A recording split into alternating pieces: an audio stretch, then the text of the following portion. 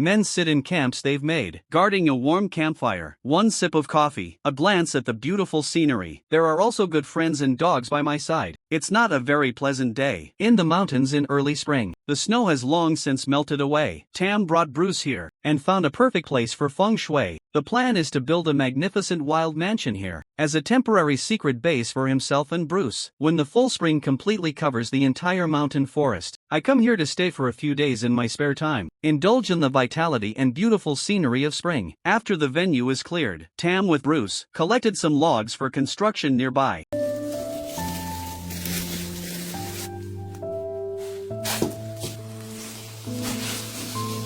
Then a highly consistent trench was dug on the side of the hillside.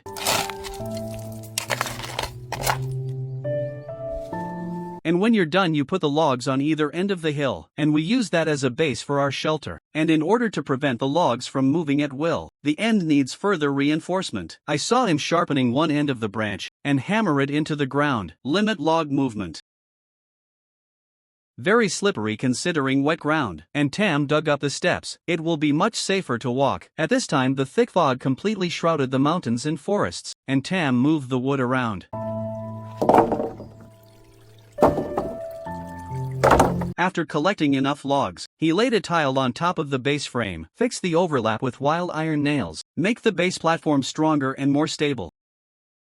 Then, he processed a batch of short wooden sticks of the same length. I also took time out to pinch a clay figure. He looks exactly like his good brother in front of the screen. The processed wooden sticks are neatly inserted on the slope, and knock it down. Keep a height uniform. Prevent soil from slipping on slopes. Then take the height of the retaining pile as a reference. On the slope, dig out a platform about 80 centimeters wide, and slap the surface tightly as after sleeping in bed, in order to isolate the ground from moisture. And Tam covered the surface with short sticks.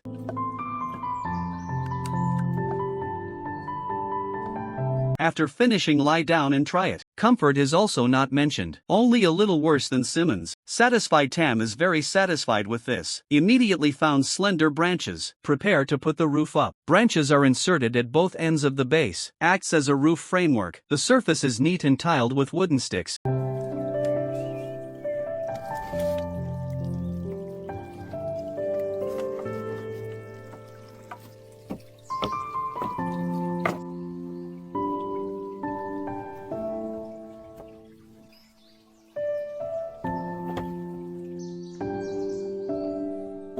The laplaces are tied firmly with wild wire.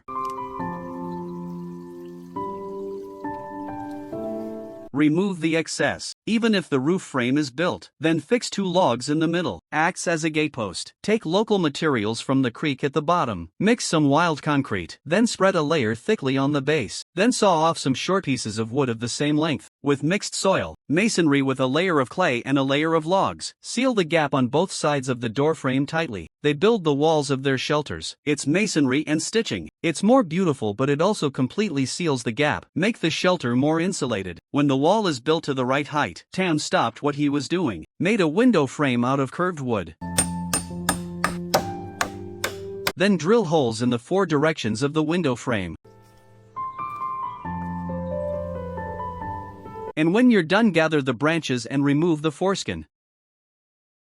Finally insert it into the window frame, so a complete window frame is made. It looks good, and Tam immediately made another one. After placement, keep building the wall until the gap is closed tightly. Front wall done. Tam collected another batch of logs. Compared to the width of the door opening, lay logs neatly on the ground. You cut the hinges out of the end logs.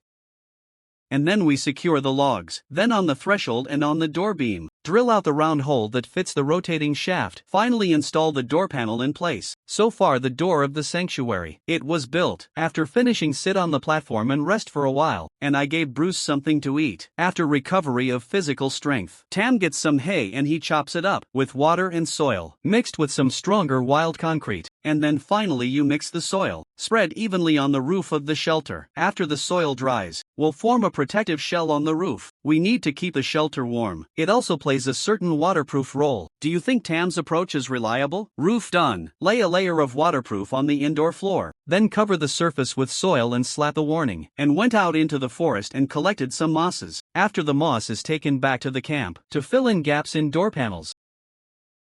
After finishing, fix the transparent plastic sheet to the window frame, while preventing the cold wind from attacking. It increases the light in the room. Considering that there is no decent furniture yet, Tam went to the forest on purpose. Find 2 logs with their own radians. Pounding, made a handsome recliner.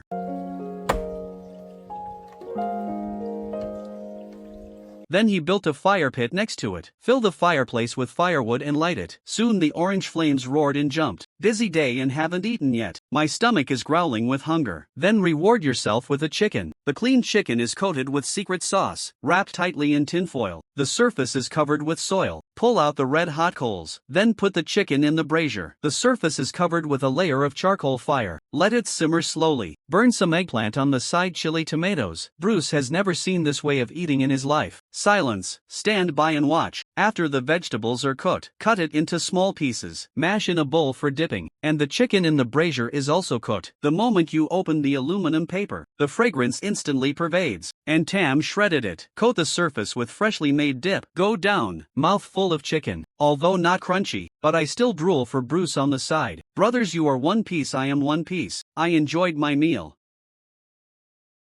To be full, boil a cup. The coffee is full, pour a cup. Sitting on a hand-built armchair, a mouthful of mellow coffee, a glance at the beautiful scenery, an unprecedented peace of mind. Stay away from involution. There are also good friends and dogs by my side. This is probably life in the wild. The most touching place.